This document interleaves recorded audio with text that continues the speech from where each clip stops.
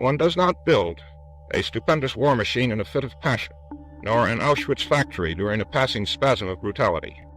What if I told you that in its quest to become the dominant superpower, the United States willingly brought more than 1,600 former Nazi scientists into the country? What these men did was done with the utmost deliberation. The once powerful Nazi war machinery is slowly crumbling to dust. Imagine a post-World War II world, where the lines between enemy and ally blur, and the pursuit of power leads to morally questionable choices. That's exactly what unfolded in one of the most controversial operations in U.S. history, Operation Paperclip. It's a story of secret deals, ethical compromise, and the race for global dominance in science and technology. You who have not seen it do not know what hell looks like from the top. That's what Germany looks like.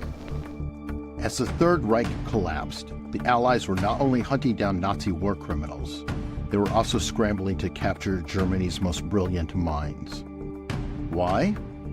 Because these scientists had pioneered advancements in everything from rocket technology to chemical weapons, knowledge that could be used to tip the balance of power in a post-war world. The United States and Soviet Union were locked in a shadowy competition, each trying to gain control of these intellectual resources. These men, some of whom had committed horrific crimes, were given new lives, new jobs, and even new identities. Welcome to the dark, ethically fraught world of Operation Paperclip.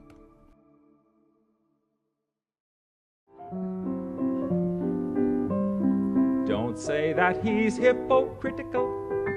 Say rather that he's apolitical. Once the rockets are up, who cares where they come down?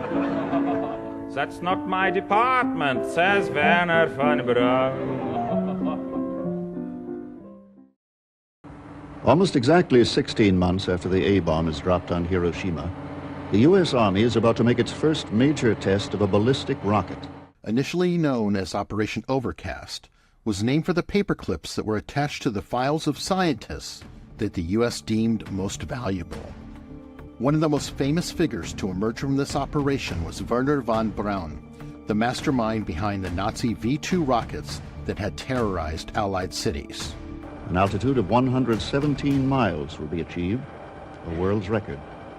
This rocket is not American, however. It is German. These deadly rockets were designed in part by prisoners forced to work in inhuman conditions at the Mittelwerk factory. Von Braun wasn't just a passive bystander in this atrocity. He personally selected slave laborers from the Buchenwald concentration camp. Yet despite his Nazi past, von Braun became a central figure in the U.S. space program, eventually helping to develop the Saturn V rocket that took Americans to the moon. To help show you what is being done to solve these problems, we have called upon one of the foremost exponents of space travel, Dr. Werner von Braun, who is at present the chief of the Guided Missile Division of the Army's Rocket Center at Redstone Arsenal.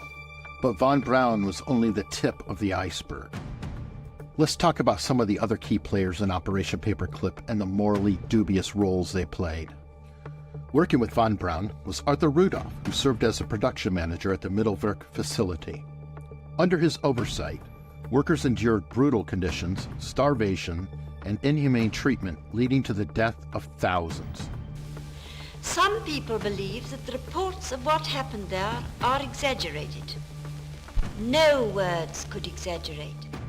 Yet despite this dark past, Rudolph's expertise in rocketry made him an asset to the United States during the Cold War.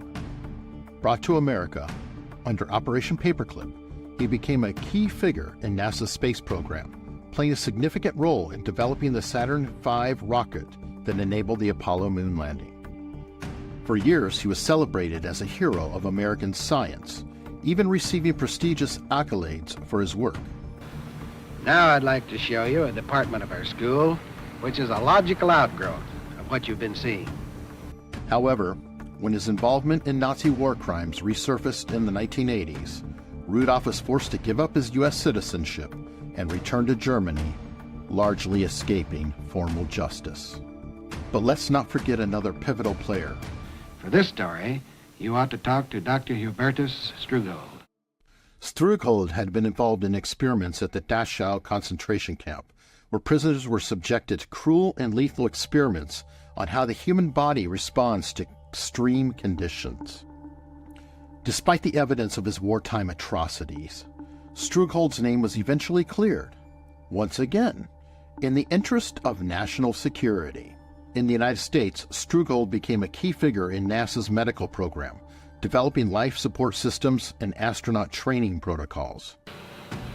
Dr. Strugold, what are the prospects for space travel? Will not only make routine flight under space conditions in the vicinity of the Earth, but also that he will travel to or around the moon. Now let's shift to some Nazi doctors, some of whom were even tried at Nuremberg. Dr. Kurt Blome, for example, had been the Deputy Surgeon General of Nazi Germany, overseeing biological warfare research that included testing on prisoners.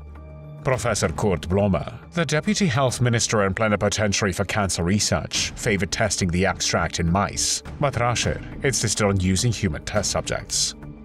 Himmler took Rascher aside, and a human cancer testing station was established at Dachau concentration camp. When captured, Blome was charged with war crimes at the Nuremberg trials, but shockingly he was acquitted, thanks in large part to U.S. intervention. Taking their places in the famous Nuremberg courtroom, judges of the Allied Military Tribunal begin the trial of minor war criminals. Otto Ambros.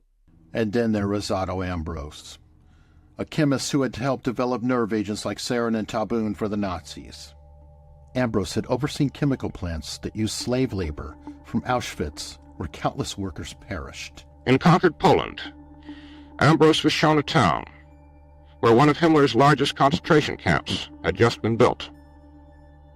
The town was Oswiecim, known to the Germans as Auschwitz.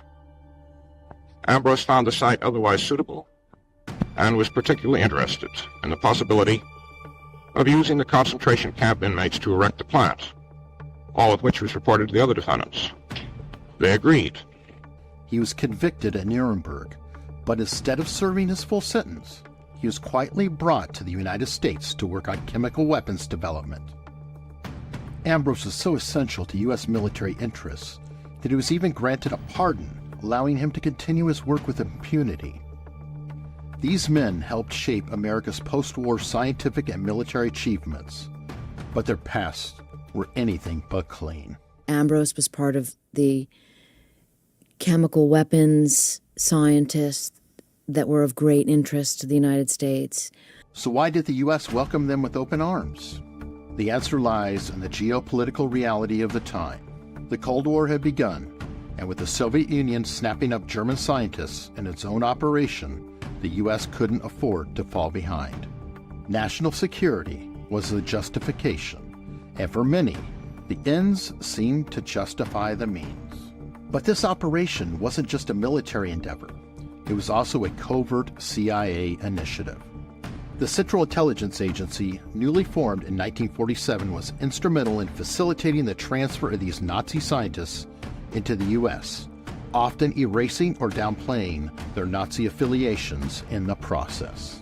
Let's explore some of the key figures in the CIA who played significant roles in Operation Paperclip.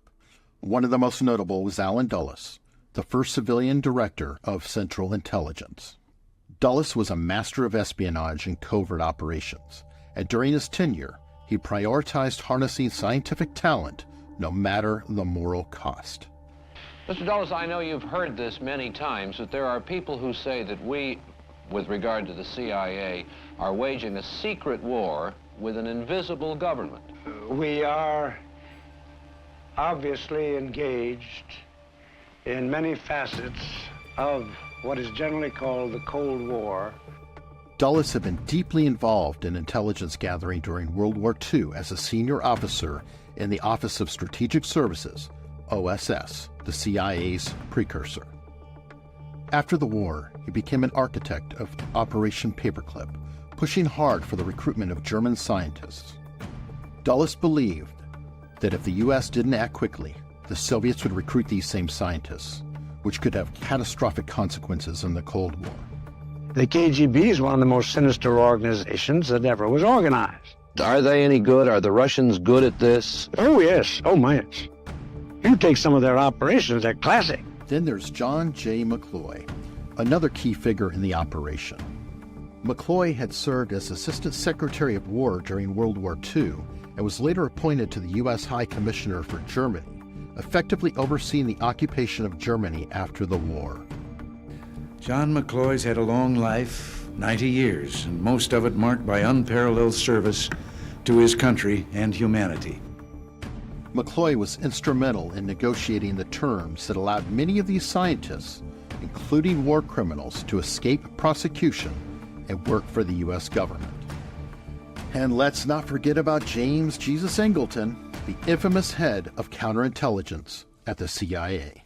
Angleton, known for his paranoia and obsession with Soviet espionage, viewed the recruitment of Nazi scientists as a necessary evil.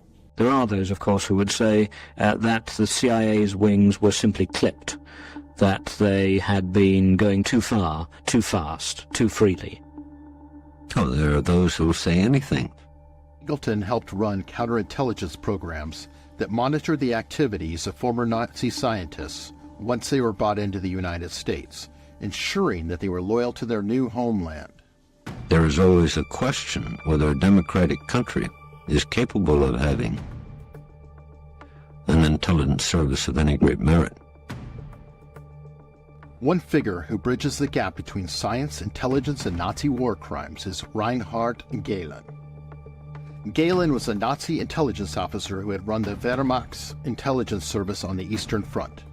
After the war, Gehlen offered his vast intelligence network to the Americans, promising valuable insight into Soviet military operations.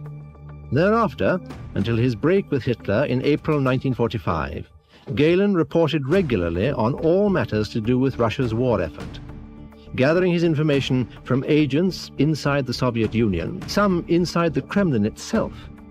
Allen Dulles and the CIA embraced him, establishing the Gehlen Organization, a secret West German intelligence service that operated under U.S. guidance. The Gehlen Organization became a key asset in the early Cold War, though it was staffed by many former Nazis. Operation Paperclip wasn't just about advancing science and technology. It was about creating a powerful network of individuals who could outthink, outmaneuver, and outbuild the Soviets. The ethical lines were blurred and, in many cases, completely crossed. These scientists, with their dark pasts, weren't simply forgotten. They were actively protected and promoted by the U.S. government. One of the most damning cases of moral compromise involves the infamous MK-Ultra program, which was initiated by the CIA in the 50s. Nazi scientists brought over under Operation Paperclip played a key role in the early stages of this mind control program, which involved unethical experiments on unwitting subjects, including the use of hallucinogenic drugs and psychological torture. Sidney Gottlieb, the CIA officer who ran MK-Ultra, reportedly worked with some of these former Nazi scientists to develop methods of controlling the human mind, methods that were disturbingly similar to techniques used in Nazi concentration camps. By the mid-20th century, many of the scientists recruited under Operation Paperclip had become household names. Wernher von Braun was featured on Walt Disney's TV specials talking about space exploration and the future of mankind's journey to the stars. Now here's a model, my design for a 4-stage orbital rocket ship.